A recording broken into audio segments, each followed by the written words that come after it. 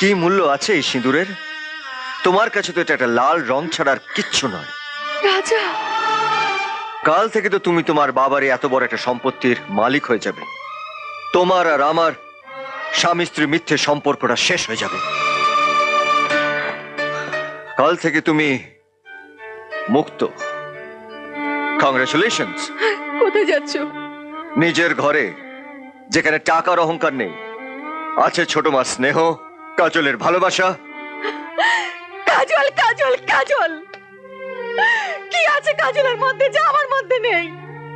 এমন কি দিতে পারে কাজল যা আমি দিতে পারি না?